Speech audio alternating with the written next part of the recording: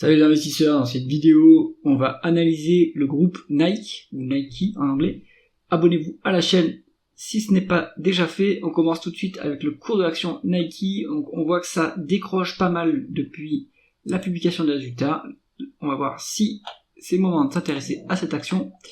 On se regarde le chiffre d'affaires. Donc là, on est sur une croissance médiane de 6% sur la période étudiée, donc 10 ans. En 2024, donc c'est un exercice décalé. On a fait pas de croissance, quasiment une stagnation.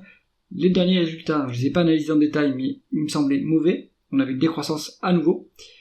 On va regarder l'évolution des taux de marge.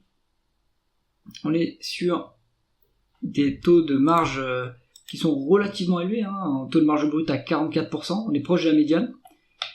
Comme le chiffre d'affaires est en baisse, eh bien on perd des parts de marché, donc c'est difficile de maintenir les prix. Le taux de marge d'EBITDA baisse également, donc on a un levier opérationnel négatif, et le taux de marge net est en baisse. Donc là, on est sur une activité qui souffre.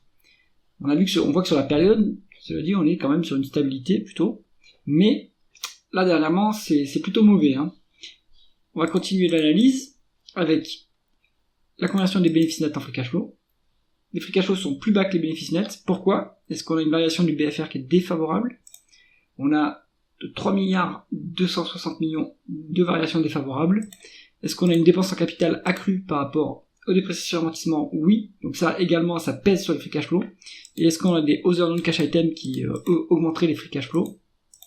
Donc c'est ici, on a 10 milliards de other non-cash items. Donc là, vous avez à peu près l'explication de pourquoi est-ce que les free cash flow sont plus bas que les bénéfices nets. Allez dans le tableau de trésorerie pour comprendre complètement la différence par vous-même. Ce qu'on va utiliser, nous, c'est plutôt les free cash flow pour valoriser l'entreprise. Alors attention qu'on n'a pas la dernière valeur, on n'a pas le dernier tableau de trésorerie, mais bon, vu la trajectoire, je pense que les free cash flow sont plus bas que les bénéfices nets. Donc on utilisera les free cash flow pour valoriser l'entreprise, s'il n'y a pas de dette, évidemment. On regarde maintenant le rendement des capitaux investis pour la rentabilité opérationnelle. La médiane est à 22,2. On est actuellement à 17,5. Donc c'est un point bas depuis 2021, période un peu inflationniste. Bon, ça se dégrade quand même, cette rentabilité. Est-ce que l'endettement augmente chez Nike ? Chez Nike, non, ça va. L'endettement reste maîtrisé. On est à rien quasiment comparé à l'EBITDA, même pas un quart de l'EBITDA, donc rien à signaler sur la dette. Elle n'est pas trop lourde pour l'instant. Le rendement de l'actionnaire, la rémunération des actionnaires. On est sur... Alors, il n'y a pas eu de dividende depuis février 2024. Est-ce qu'il n'a pas encore été versé ? Donc, faut voir ce qui est dit par le management.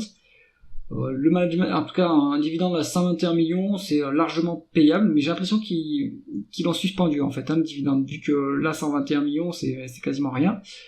Il y a beaucoup de rachats d'actions, toutefois. On peut regarder sur quelle période, depuis combien de temps, peut-être depuis le début de la cotation, en fait, On est sur des rachats d'actions depuis 88. Donc, ça rachète massivement des actions, ça c'est plutôt bien, ça augmente le rendement de l'actionnaire. C'est une boîte qui a l'air de plutôt rémunérer l'actionnaire via des rachats d'actions d'ailleurs, plus que des dividendes. On a 5,3% de rendement de l'actionnaire en excluant la dette sur Nike, donc c'est quand même intéressant. La valorisation, maintenant, on va se mettre en valeur d'entreprise sur EBITDA, vu qu'il y a un peu de dette, mais pas tant que ça finalement. En valeur d'entreprise sur EBITDA, lourde décote par rapport à la médiane historique. Habituellement, on se traite à 21 fois la valeur d'entreprise sur EBITDA chez Nike. Alors actuellement, on a 14,1. Donc on a 30% de décote. Pas si mal. Est-ce qu'on a la même chose sur les prices sur free cash flow ? On a une médiane à 35.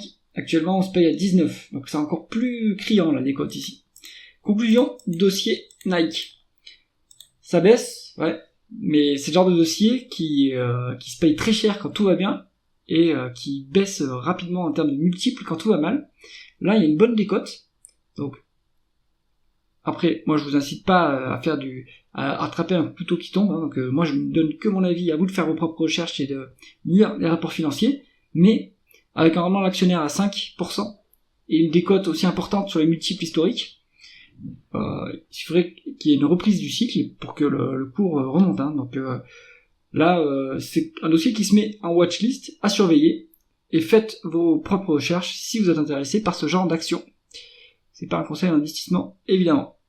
J'espère que cette vidéo vous aura intéressé. Si c'est le cas, mettez un pouce vers le haut, et pensez à vous abonner à la chaîne. À bientôt!